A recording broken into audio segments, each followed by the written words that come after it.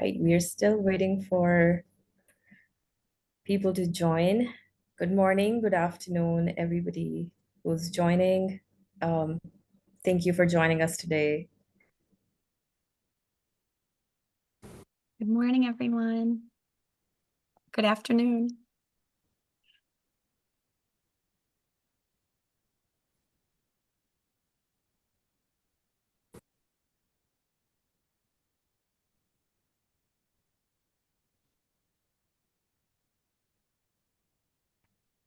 Using the chat already. I love that. Yep, love that.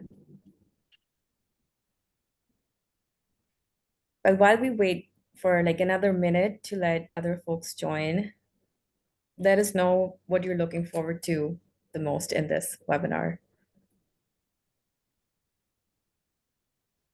Hey, Karen. Yes, I can confirm that you're muted.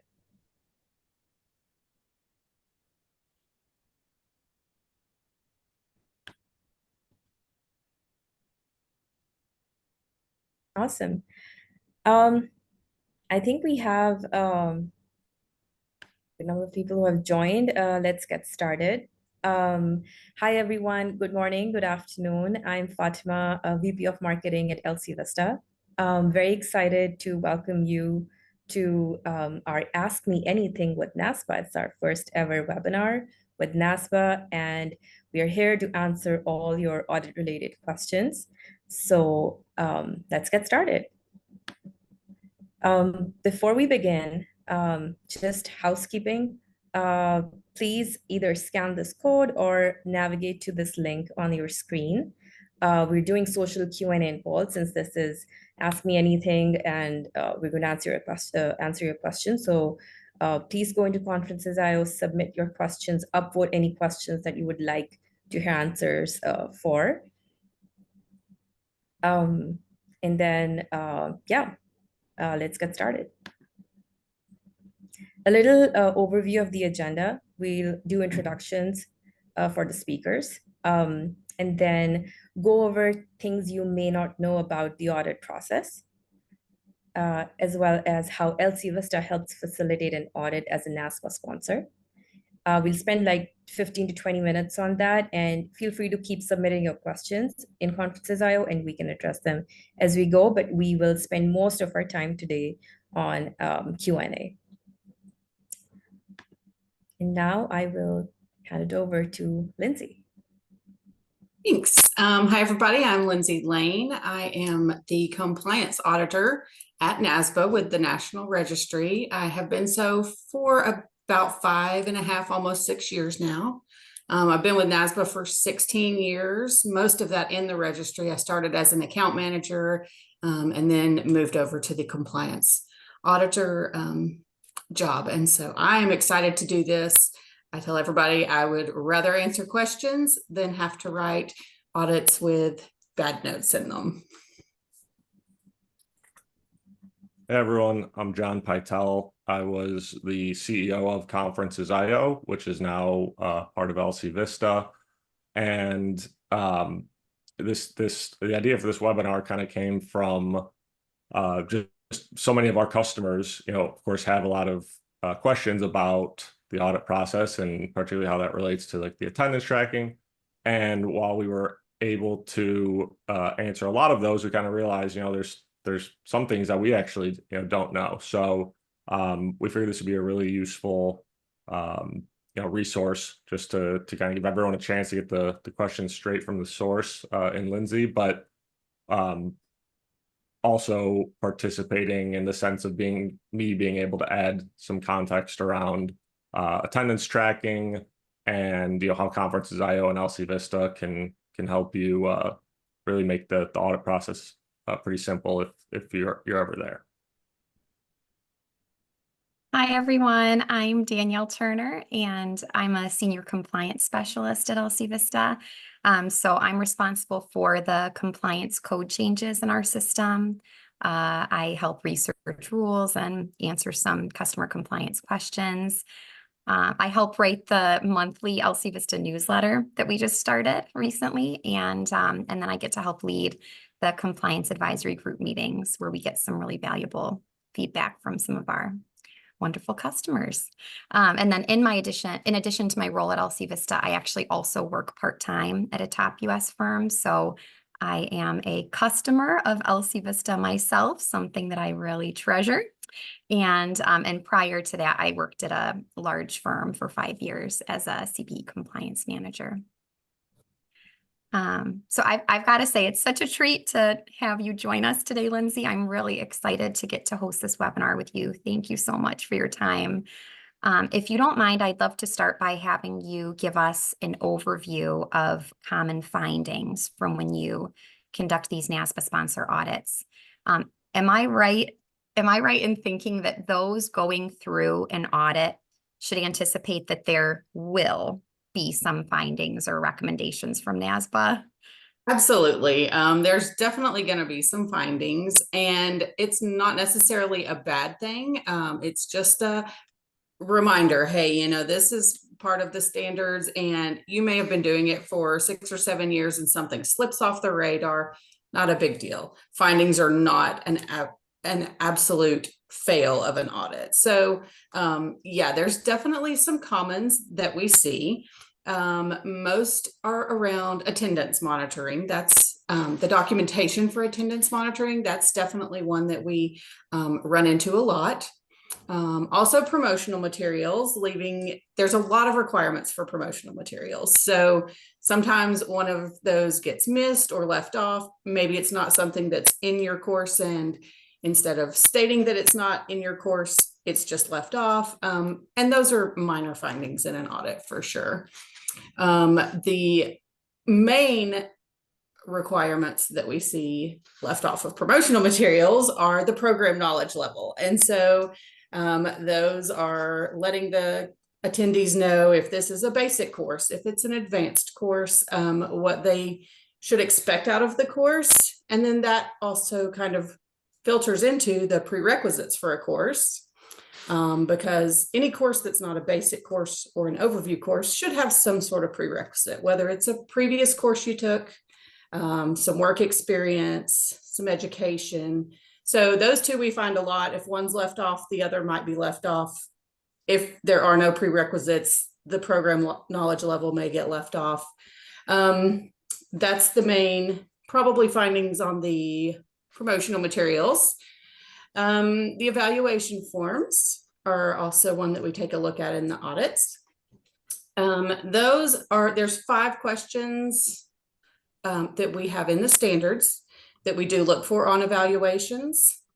They don't have to be word for word on your evaluations. So a lot of times some of them get reworded or even combined sometimes, and it kind of loses the sense of the question we're asking. So we would certainly send a note over asking you to either reword or add an additional question to your evaluation. We also look at certificates of completion. A lot of those, I would say the main finding for those comes in group live certificates, and it's probably the location of the program. It's not something huge that you would think is important, but it is in our standards, and so it is something we look for. Doesn't have to be the exact address of where you are. It can be a city and a state. It could be the address of an office building, but that's definitely something that we see missing a lot. Doesn't constitute a failed audit by any means, but it is something that is a finding and we would write in a report. And then fields of study. We have done a lot of work on our fields of study in the last couple of years with the standards updates, just to try to make them more relevant and not so specific, and allow the sponsors to look at their content and determine the field of studies that those go in. However, those do get missed a lot, or there will be a combination of 2 fields of study for one program that, you know, is not super specific. So that's definitely something that we do see sometimes in our reviews. Let's see, what else do we have? The group live latest, not latest, but one of the newest additions to the group live requirements is the element of engagement. And so that is definitely one that we're writing in a lot of audits. It's new, totally understand that. That documentation is something that we're looking for to show that you have done some sort of element of engagement in your 50-minute group live class. It doesn't have to be, we asked this question and all of these folks, you know, here's the answer that everyone gave us. If you have a slide deck, it can be a slide that says case study or a slide that says instructor posed question. That is enough to show documentation that you're doing it. But that is definitely one that we get a lot of explanations. Yeah, we did it, but there's just no documentation within their course materials that are saved. And Lindsay, did you say that that could be something that's like a speaker note? So even if it's not on the actual slide itself in the PowerPoint slides, like if it was something that was there in the slide deck for notes for the speaker? Absolutely, for sure. Yes, we've definitely seen that. Or an agenda. A lot of times we'll get an agenda submitted with just, you know, a little write-in that says instructor question here. Yeah, it doesn't have to be, there's nothing one specific super technical that we're looking for that. And then attendance monitoring and documentation, which is the biggest findings and common areas that we are writing findings in currently for group live and group internet based. The best way I can explain attendance monitoring to someone is if you are in charge of the CPE programs for your company and you left in 3 years, left the company, don't work there anymore, can't answer any more questions. Somebody new has your job and a CPA reaches out and needs another certificate for a course that they took 3 years ago. Is your explanation and documentation enough that that new person can go and look at that information that has been saved and determine that, yes, this CPA did attend and they were in attendance for whatever the amount of time was, and be able to issue them a certificate confidently that they are getting the correct amount of CPE credits for that course.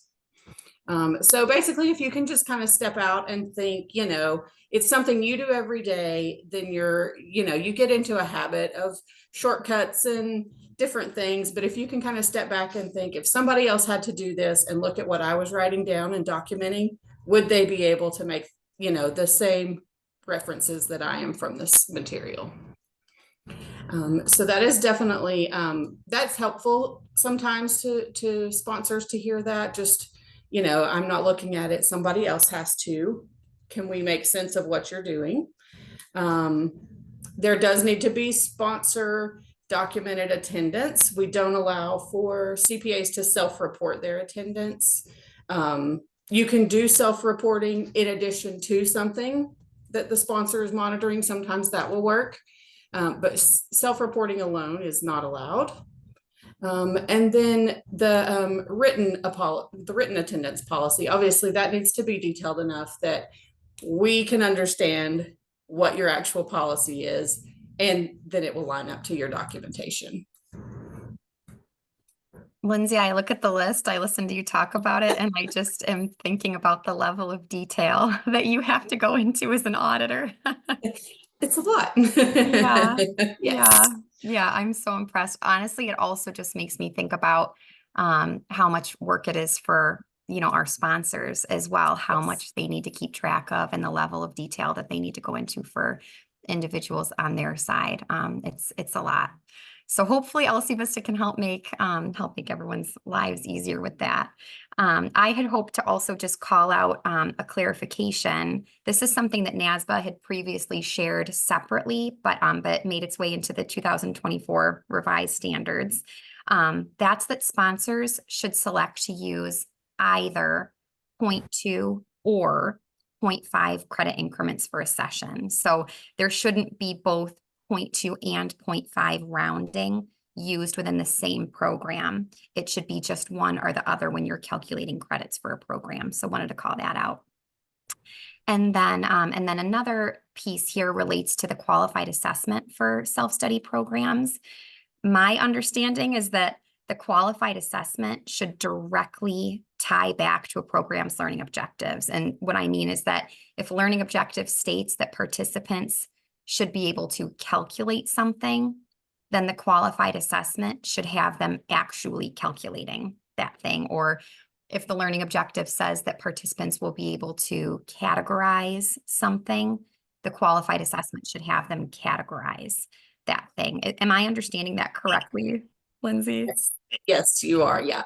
Okay. The qualified assessment should cover, I believe the standards say at least 75% of the learning objectives. So yeah, that's definitely something we do look at in the audits. Yes, yes. Yeah, both the number of learning objectives and my thought is, the advice here is to very carefully write and review the learning Yes. objectives for the self-study programs, right? For sure. Because Right. it has You're that right, qualified Jen. assessment piece that something like Group Live doesn't, right? Right. Exactly. Danielle, we have a follow-up question Sure. from someone. It says, does that also apply to instructed credit? Do we need to go to 0.2 or 0.5? Yes. Yes. Yeah. Don't mix them, because when you add them all together, you end up with an odd number and then you end up having to round down CPE credits. So yes, if you just stay uniform, it works out much easier. It's an excellent question. Thank you. All right. All right, so I think we're ready for the next slide here.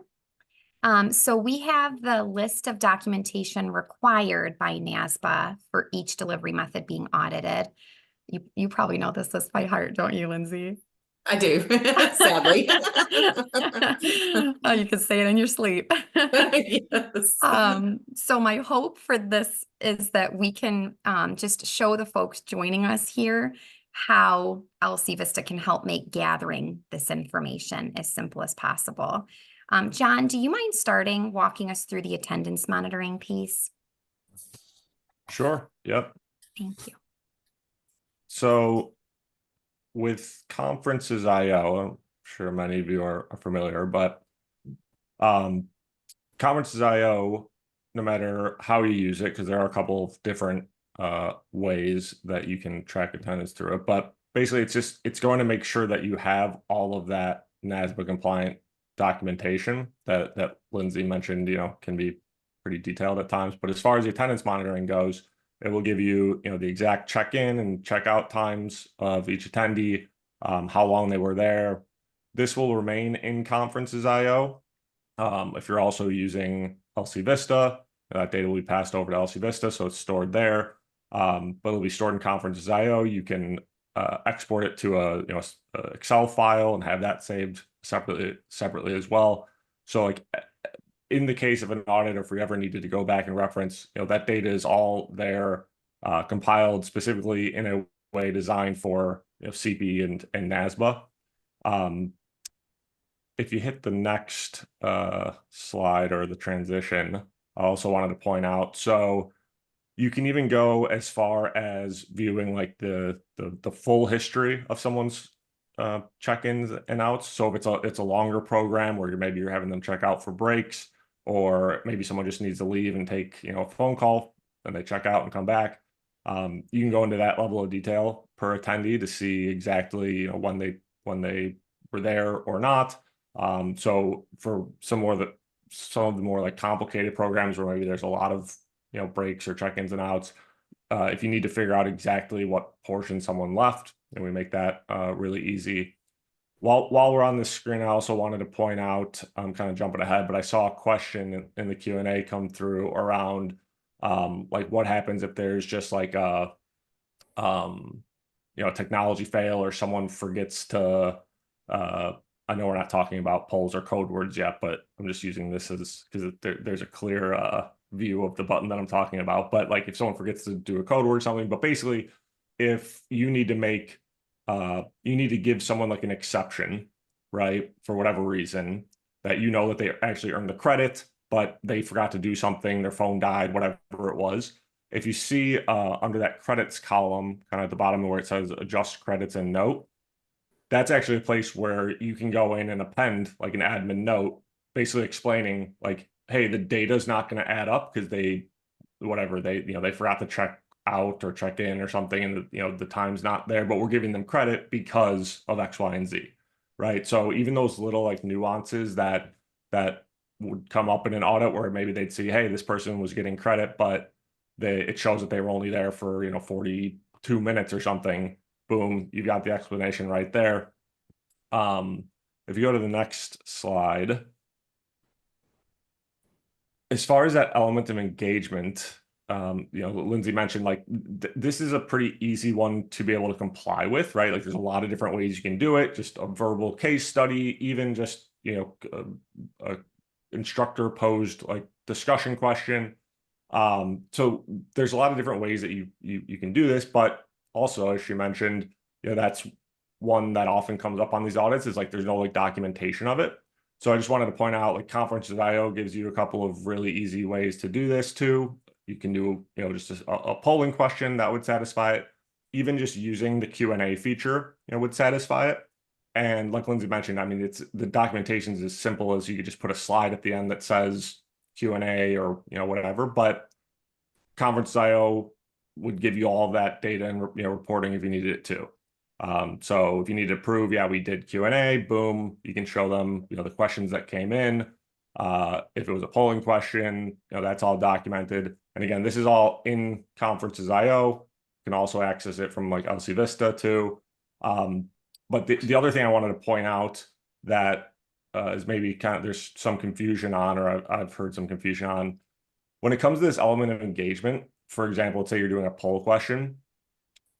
The big difference is that for the element of engagement, you just have to offer the poll as the sponsor, right? Versus for group internet-based, the attendees need to respond to the poll, right? Now, we'll get to that in a second. And of course, we document all that too. But when it comes to this element of engagement, it's not that every attendee has to respond to it. You just have to have proof that you offered it, right? So just being able to simply show, hey, here's the results of the poll, boom, that checks off the box for the element of engagement. So again, Conferences.io's got, all the tools that you need there, Conferences.io and LCvista. And again, just making that documentation process like really painless. Like everything's just there. We know what you need. You're going to have it. So if you ever do need to go through an audit or show proof, it's all there. And then if you go to the next one, as far as group internet based, so with Conferences.io, you can satisfy that attention check requirement, the 3 attention checks per credit hour. You can do that either through polling, or we have a feature called like CPE codes or code words. Either one, totally compliant. This one's just showing specifically polling. But again, of course, everything that you need is there. This is passed over to LCvista. But the one specific situation that I want to point out that I know when Lindsay and I talked in the past, she said is often a big hang up. If it's a single field of study, but more than 1 hour, or if there's more than one field of study, those situations are those going to be situations where just seeing the total number of polls that someone responded to isn't necessarily enough, right? Now, if everyone responds to all the polls, okay, then you know that they've got enough. But for example, let's say it's a 2-hour, the first hour's tax, the second hour's auditing, and so they would need to do a total of 6 polls, right? Well, depending on how many polls that you ask, or when they were asked, let's just say that it comes back that they responded to 4 polls. Well, how do you know what they got credit for, right? Was that 3 in the first hour where they can get credit for that hour, but only 1 in the second and they can't get credit for that hour? Is it 2 and 2 and they can't get credit for either, right?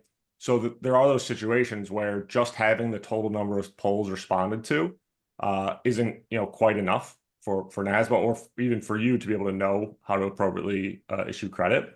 And so in that case, NASBA would want to see like literally the specific poll questions and each attendee's answers to those. With Conferences.io, unlike with like the webcast platform polls like Zoom or whatever else, you can actually tie your polls or your code words to a field of study. So in the reporting, it will tell you exactly, and like in this case, you can see that I did 3 of the tax polls, but only 2 of the auditing polls, right? And so that's why I'm getting 1 tax credit, no auditing credit. So not only does that just make your life easier in terms of issuing the correct credit, but again, in the case of an audit, it's all there, organized. You don't have to pull the report of every poll and see, okay, John responded to this one, but not this one, and this one was asked when, right? Like it's just all designed specifically for CP, for NASBA. So I wanted to kind of point that out because one, that's seems to be a fairly big hang up when it comes to these audits, but 2, it just kind of makes everyone's lives easier all around. Yeah, it sounds like it. Lindsay, can I just ask, at the risk of putting you on the spot here, what John is showing, does that documentation from Conferences IO, like, does that look sufficient, or do you typically have findings when you see Conferences IO documentation provided for audits, or is that usually like good to go? Usually Conferences IO documentation is good to go. We love it. When I see those come in with an audit, I'm usually pretty pumped about, let's get this one done. Yes. I was hoping you'd say that. Yes. Glad to hear it. Thank you. Okay, and thanks, John. And I think, John, you had one more thing here. Oh, sorry. Yeah, it was just making that a little larger so you could see how it's sliced between how many total polls, but then specifically, per hour of field of study. Sounds great. Thanks, beautiful. John. Great. Thank you, John. So we also have Brooke on with us today. For those that haven't had the pleasure of working with Brooke, she is our compliance product manager, has an amazing compliance brain. Brooke, you want to say hi? Hi, everyone. Excited to be a bit of a fly on the wall and facilitator here to help support Danielle as we look through our product. Thanks, Brooke. And my hope is that if you don't mind, I'd love to go through the remaining required elements here and have you just show us how that information can be accessed in LCvista. So maybe we can have Brooke share her screen for a minute here while we do that. And fair warning to everyone, I made a sample course that Brooke is going to pull from, and sometimes I like to just be a little bit silly. So you might see some things that were just amusing to me that I put in here. Are you ready, Brooke? Ready for you. Okay, thank you. So I was just thinking in terms of looking at the list from beginning to end of a training. I'm thinking it makes sense for us to start with the course announcement or promotional materials. Can you just show us, Brooke, how you would access that in the LCvista system? Yeah, so this would be where the individual is directed if they receive a notification to enroll in a session, and they'll be taken to this landing page. You can also get there from the dashboard if you have a calendar set up, or if you have an assignment, you'd be able to access it from there. Awesome. And what about instructor bios? Where would we find the instructor bios? Yep, and just quickly to call out that Lindsay, you might be noticing not all of the requirements are on this view.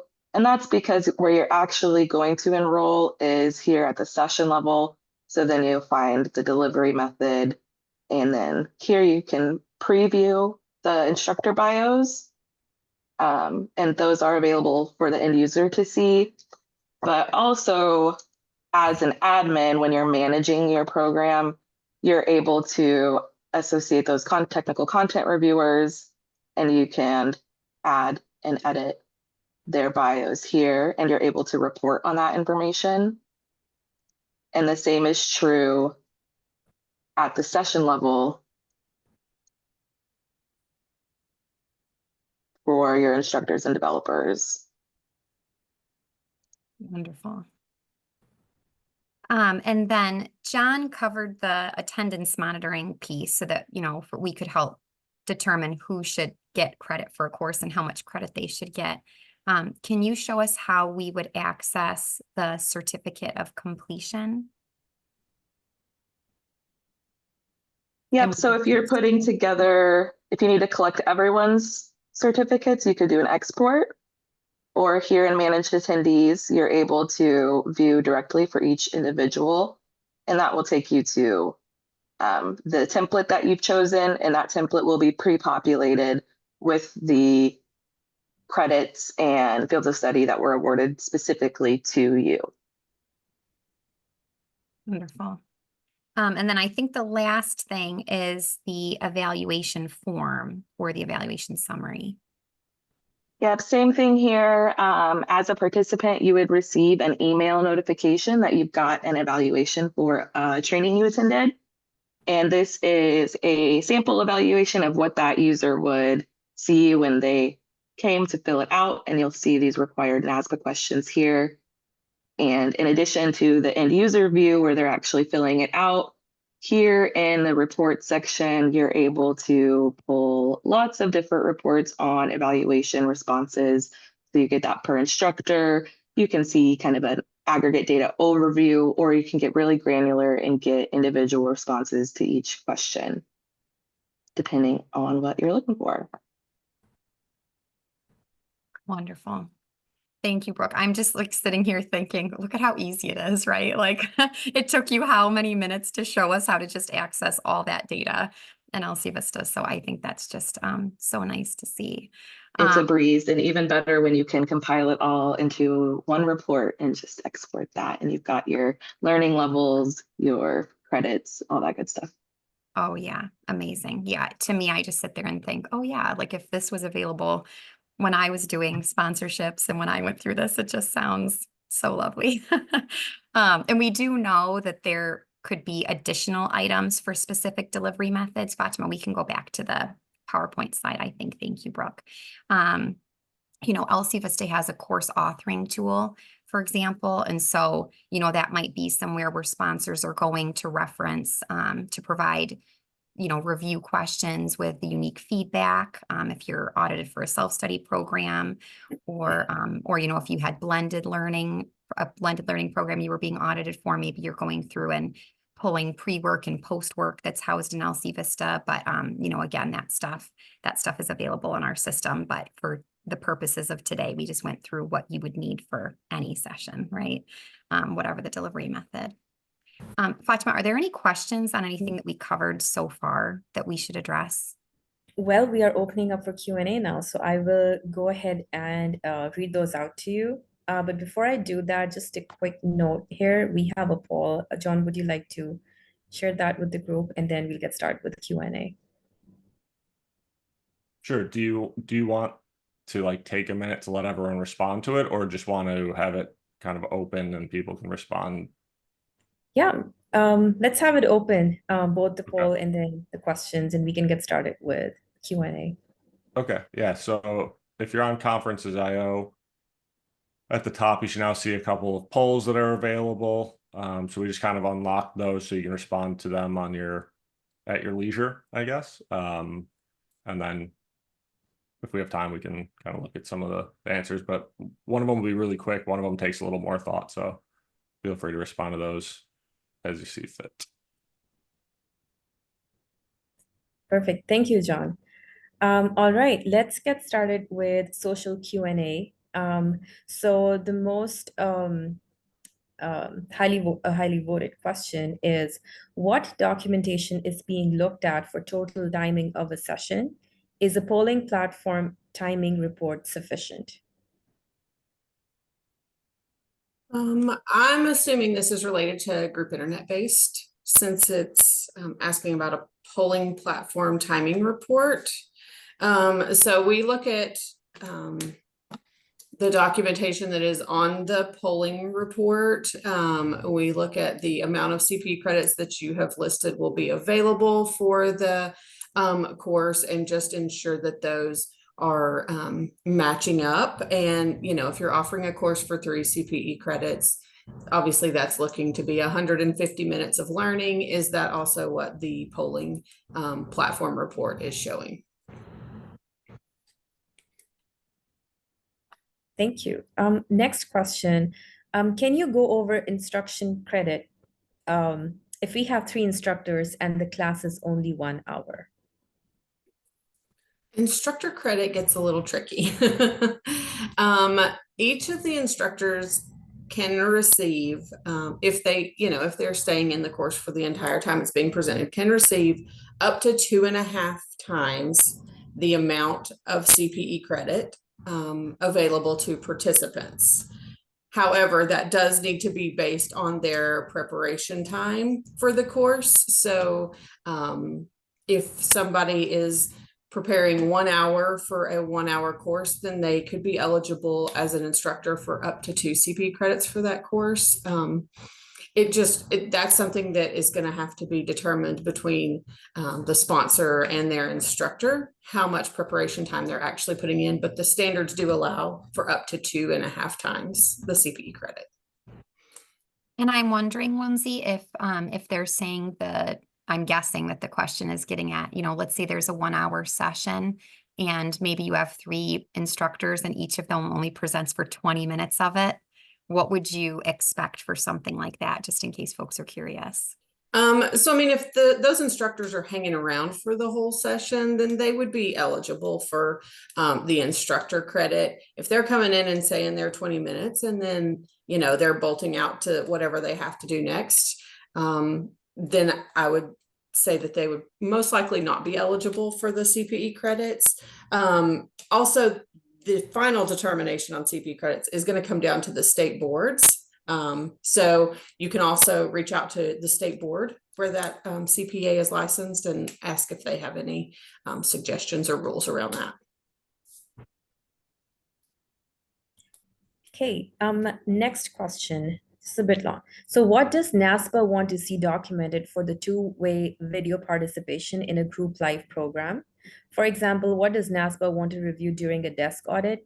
Is a list of those who had their camera turned off sufficient?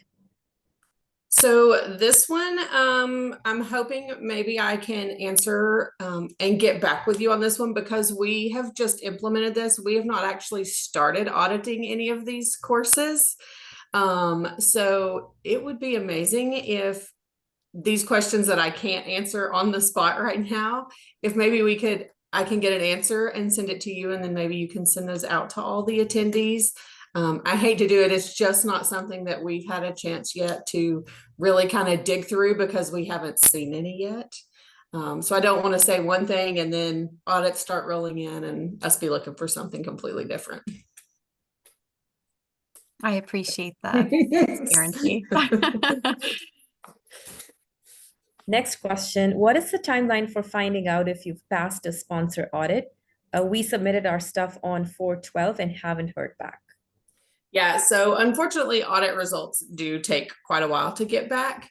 And that is just because the amount of work that we have currently at the registry with new applications coming in, sponsors adding new delivery methods.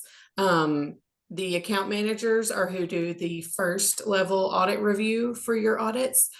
So your audits come in and they're getting worked into whatever work they have already received ahead of yours. We do everything in the order it's received. So depending upon how busy, how many applications are ahead of yours, depends on when that audit will get reviewed.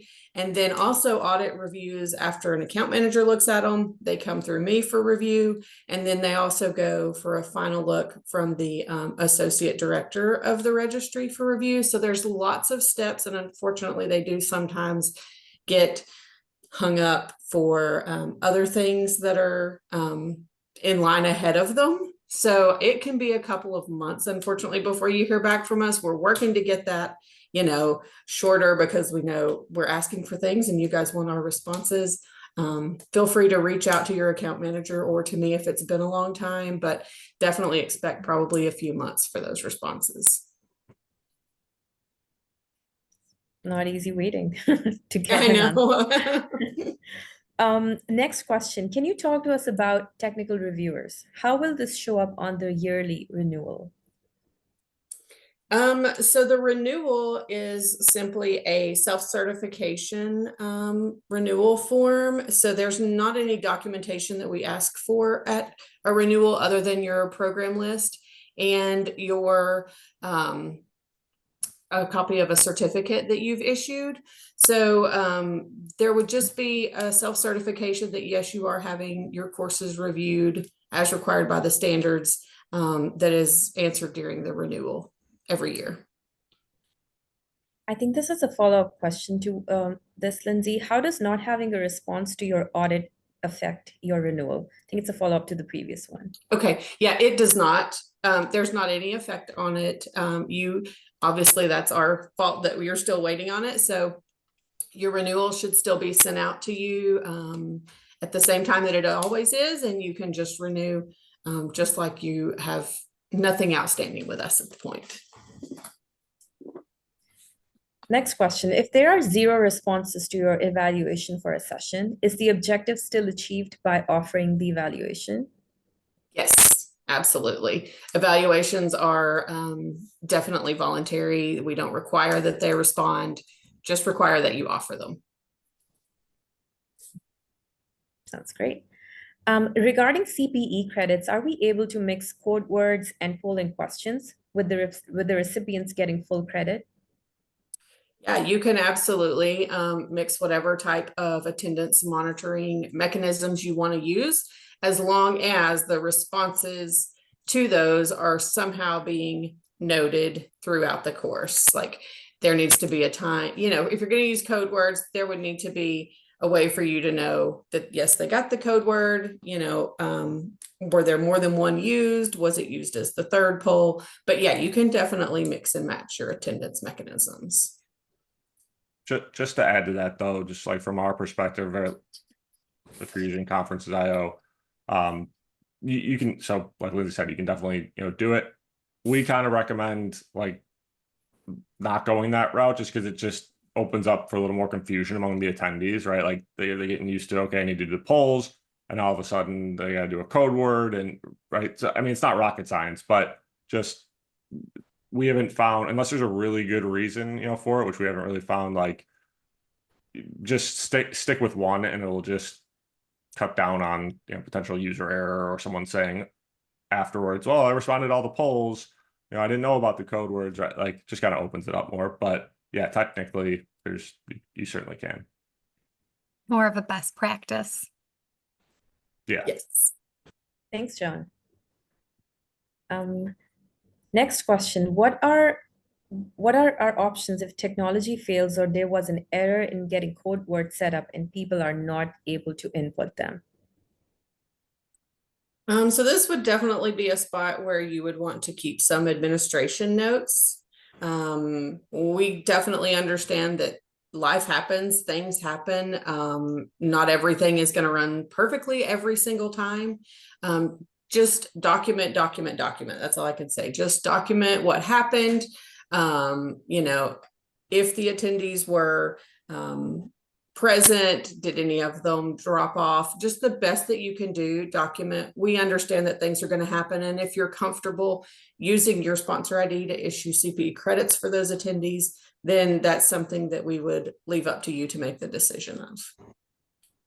And I think this might be worth adding to it as well. I mean, you know, like stuff does happen sometimes, right? And sometimes people legitimately, their phone died, their internet cut out, whatever it was. And like Lindsay said, you know, you can document that. Like ultimately, Lindsay, correct me if I'm wrong, but like I think at the end of the day, it's up to the sponsor's discretion, right? Like if they feel that they actually earn the credit, you know, they're able to give them the credit as long as it's documented.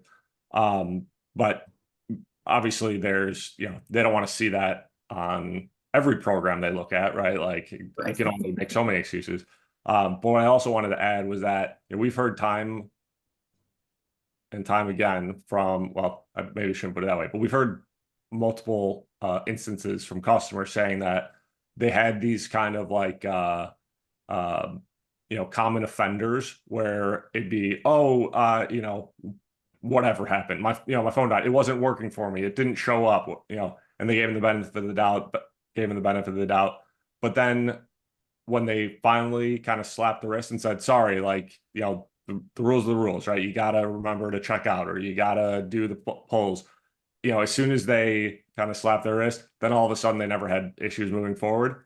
So just kind of like be aware of that as well. And that, yes, sometimes stuff does legitimately happen, but like if someone is just a, repeat offender of this, and it's just because that's just going to take up more of your time, right? You're going to have to deal with them afterwards. You have to, make a decision. Do they earn the credit? Document it, all that.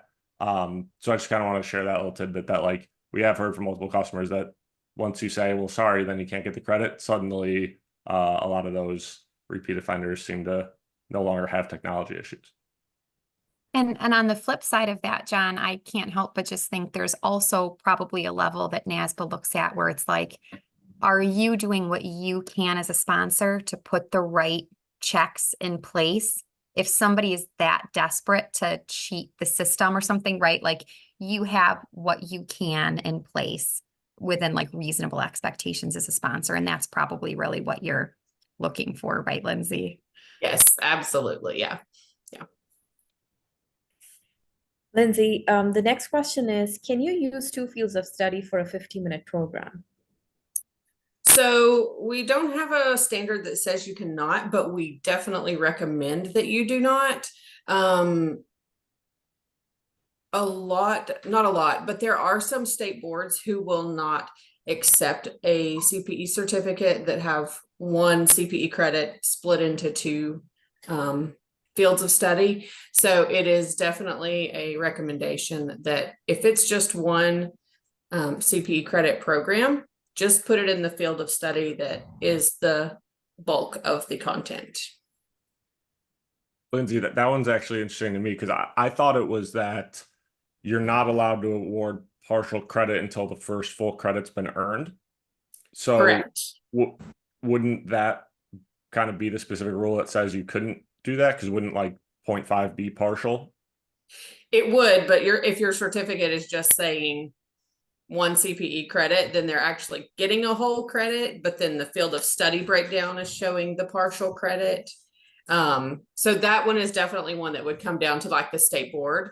If a state board's not going to take a partial credit in a field of study, then they're going to probably be out that whole CPE credit the CPA would. Yeah, that's what I would think, is that if a state board has a 1 credit minimum for a course, but really you have 2 half credit topics that have been covered, you might get pushback from the state board on that. Right. Yeah. Right. Yeah. Lindsay, there's a follow-up question to something you mentioned. Okay. It says you said 2.5 times the amount of course credit for instructors, but I thought it was credit equal to the amount of attendee credit plus 2 times for prep. So, and instructor who taught a 1 credit course could get 3 total credits, like 1 plus 2. Correct. Sorry, I may have said that incorrectly earlier, but yes, that is correct. Thanks for asking this clarifying question. All right, next question. This one's a wordy question, so I'll do my best to read this out. I have a question that came up about Group Live. One of our clients said they attended a day-long training hosted by one of our offices, and they did not sign in or sign out. If someone was able to vouch that the client attended all day, would they be able to get credit?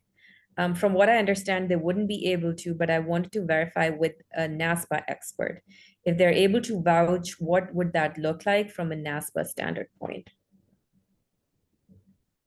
So for something like that, if someone is willing to vouch that they attended, we would be okay with you issuing CPE credits if that person is willing to sign like an attestation statement for you that says, I was present, this is the time, this person was also present, and sign that they are attesting to that, we would be okay with that. That's something that we would leave to the sponsor's discretion, but there would definitely need to be some documentation.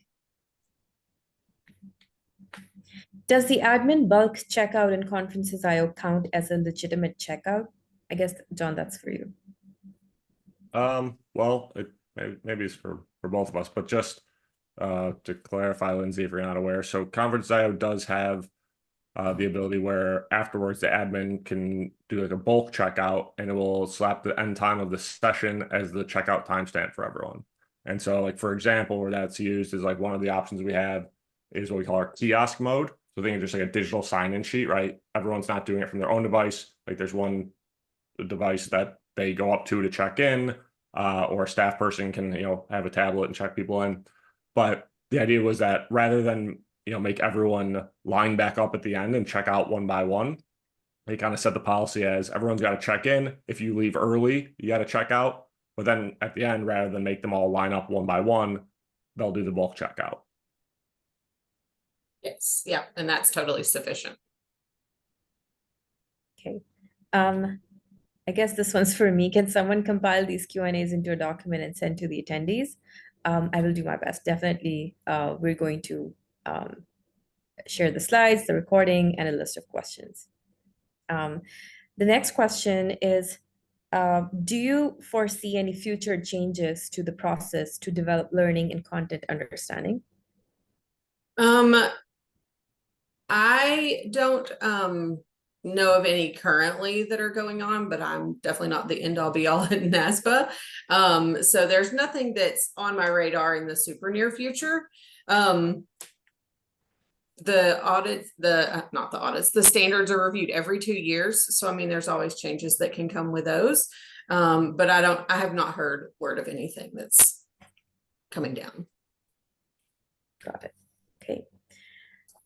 There's a group internet-based question. If someone checks in, completes 3 attendance verifications, but forget to check out, are they eligible for CPE? Caveat, one of the attendance verifications was towards the end of the program, which would indicate they attended the full training. I mean, that's something that we would leave up to the sponsor's discretion, but yeah, if they've answered 3 and 1 is very close to the end and, they've just missed the last couple of minutes, NASBA would be okay with that documentation for an audit and for issuing CPE credits. Awesome. How will other changes from 2024 standards impact desk audits? There's not a ton of changes. Really, the main one is going to be the 2-way video for the group live. That's the big change that will have any impact on the audits. And I will definitely kind of get into the details that we're going to look at for those and get that back to you. Does NASBA publish desk audit results and common pitfalls? We do have a CPE newsletter that goes out quarterly, and we do articles in those sometimes that do discuss common findings in the audits, but we do not publish the actual results and reports that we send out. Okay. Can you go over the requirements for attendance tracking around virtual sessions and granting CPE? Do you have to take both persons' duration and number of responses, or can you use just the number of responses to determine how many credits are awarded? How do you address this when there are multiple fields of study? Of responses. Okay. So we definitely would look at that documentation to see that the attendees have responded to at least 3 attendance monitoring mechanisms per 50 minutes. And then we do also want to be able to see that your course did run for 50 minutes. So that can be done all in the same report, or, separately if it needs to be, however you need to document that. But yes, both of those are something that we're looking at. And then the multiple fields of study, if it's just a 1 CPE credit course, we recommend that you don't do that. And then if it's more than 1 CPE credit, we just, if you can just base the amount of time in the content that is spent on each field of study and just kind of break it out that way. That's the best that we know. We're not really digging into content and looking at your content versus your fields of study and make sure that that's all calculated super correctly, minute by minute, but just base it as best you can on the content. That makes me think of, just hearing that question makes me think of what John showed us, where there's that, Yes. Available in Conferences IO, where you can see the polls by field of study, right? Yeah. Yeah, that'll definitely make it easier if you need to approve the document, because otherwise you have to go back and figure out when each one was asked and what point that, yeah, it can just be a real hassle without that. Yeah. Okay. Just a quick time check. We have 4 minutes and we have several other questions left. So I will just go by, the ones that are upvoted, and we will try to get you answers to the others, hopefully at some point soon.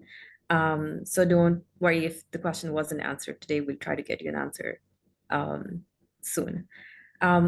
The next question, Lindsay, is can you share the specific element of engagement or engagements needed, element or elements of engagement needed for an in-person program?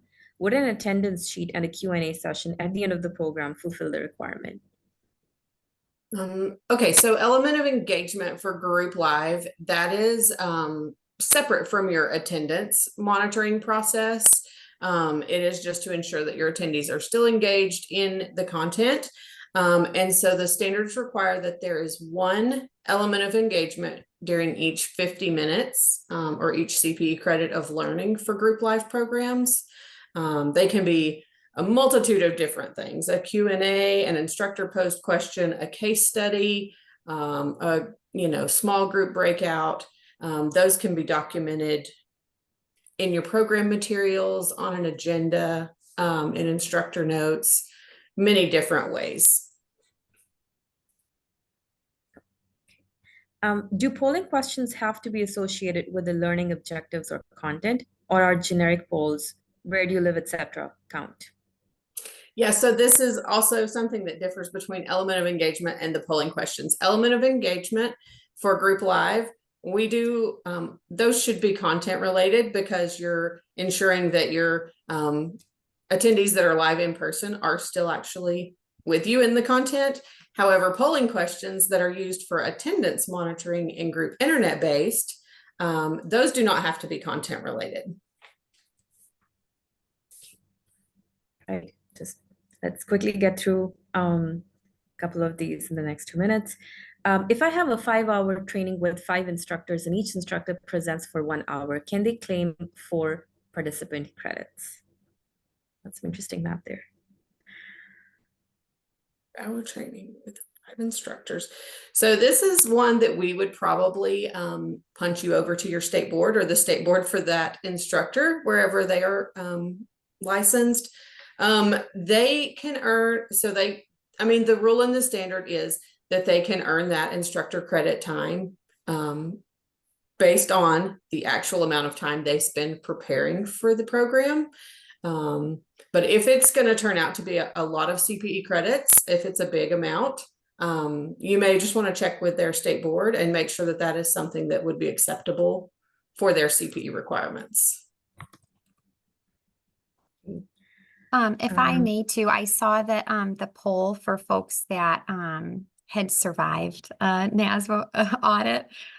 Kate from Baker Tilly, thank you for posting in there. She had said that, she's going through the audit process right now, but she found that things were very clear about what was expected and very detailed. Years ago, I went through a NASBA audit myself, and I felt the same way. And I also, just wanted to call out to Lindsay, you mentioned earlier, like, you're always available for questions, right? Like that would be my biggest recommendation, right? Is like, you guys are there. It's okay to ask you questions while you're going through the audit and get that support too, right? Yes. Yeah. We've worked really hard to make that audit form, as user-friendly as it can be, detailed. So you know exactly what we're looking for. And for sure, we're here. We'll answer a question absolutely anytime. Sounds great. I think we should wrap up. It's we're at the top of the hour. Like I said, we have plenty of questions that we didn't get to, but we will do our best to get you answers to those. Just one last thing, if you could rate the webinar, let us know how we did and how we can improve. That's it. Thank you so much, everyone who joined. Once again, the slides and the recording, along with a list of questions that were answered and also not answered and we get you answers for, will be shared soon. So thanks, and take care. Thanks, everyone. Bye, everyone. Thank you. Take care. Bye-bye. Bye.